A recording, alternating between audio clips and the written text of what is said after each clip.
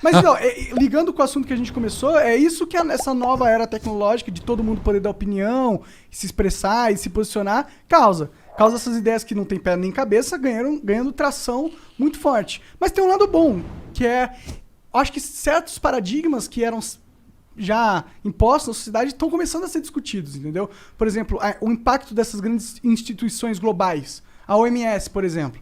Eu acho que a gente, por estar nesse mundo onde está todo mundo se falando, esse poder que eles tinham, essa referência de ser eu sou a Organização Mundial da Saúde, eu controlo a saúde no mundo.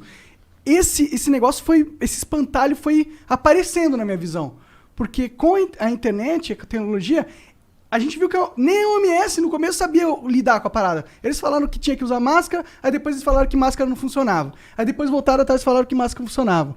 Entendeu? Aí falaram que tinha que fazer de um jeito, aí falaram que tinha que fazer do outro. Entendeu? Aí você falou, porra, os caras são os caras que eram pra ser a referência máxima de saúde no mundo, e eles aqui na internet estão passando de palhaços, pô. O problema é que assim, não, primeiro essa coisa da máscara especificamente, da gripe espanhola já se discutiu máscara. Então, o fato é que a gente normalmente não aprende muito coisa com a história. O próprio Hegel, aquele filósofo do final do 18, começo do 19, criou a história da dialética lá, ele dizia, assim, uma das coisas que a gente aprende com a história é que a gente não aprende nada com a história.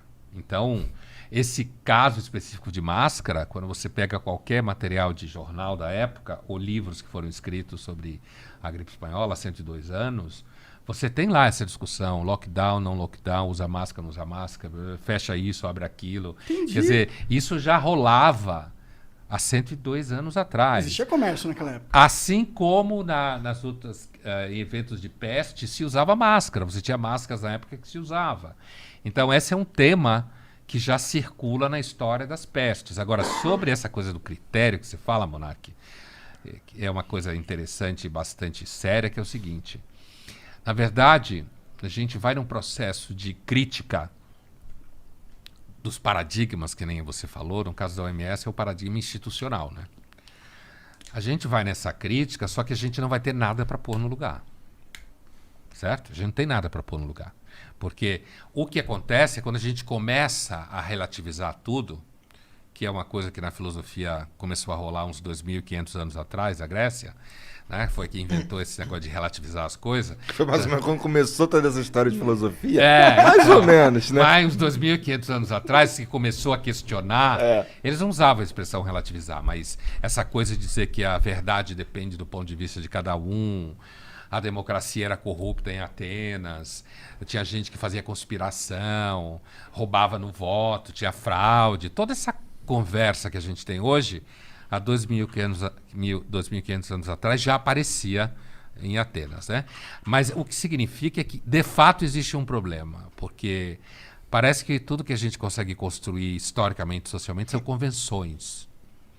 E aí, quando a gente começa a questionar as convenções, o questionamento não para.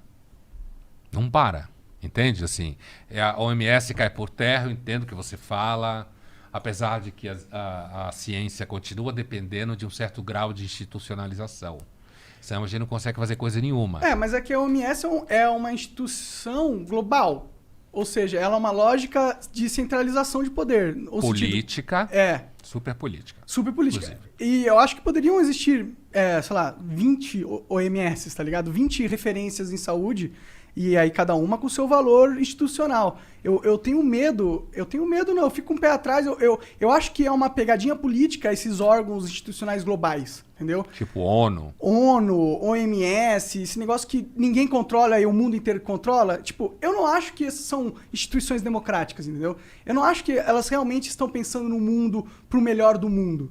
Eu vejo elas como instituições que foram totalmente sequestradas por poderes muito maiores do que os nossos, e elas seguem a cartilha da convenção dos poderosos, entendeu? Eles não seguem um rigor de, tipo, prezar pela humanidade, o certo é o certo, e a gente tem... Não, porque... E o que prova isso? As atitudes dele. Tipo, se você tem esse rigor pela humanidade, você não é um órgão corrompido, você não fica, tipo...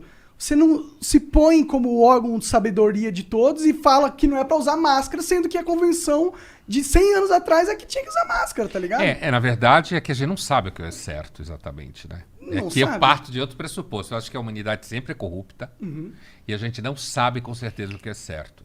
A gente tem alguns momentos que é claro que é certo e há alguns momentos em certos grupos que parece que é o certo.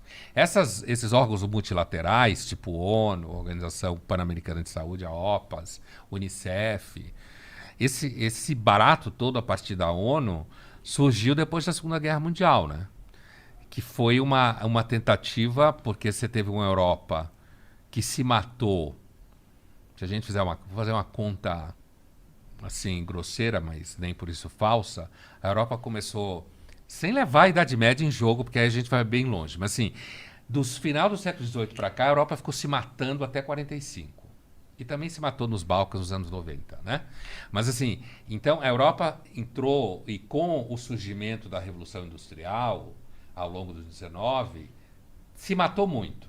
Muita violência que acabou na Primeira e na Segunda Guerra Mundial, com a gripe espanhola no final da Primeira Guerra Mundial. Então, esses órgãos multilaterais, eles têm o objetivo de meio que institucionalizar conflitos. A política é sempre ruim, mas sem ela é pior. Então, eu entendo o que você fala. Então, seria melhor, por exemplo, ter órgãos locais. O problema é como partir da ideia para a realização das coisas. Na vida real, é tudo sempre pior do que tem na ideia. Tipo, pensar em favor da humanidade. Isso não é muito claro. Sim, com certeza. No plano da ideia, é claro. Claro, Mas no plano da realização não é muito claro. Você teria que ser Deus, né? Pra saber realmente o caminho certo pra humanidade. É né? o que o Descartes fala. Só Deus não precisa de método.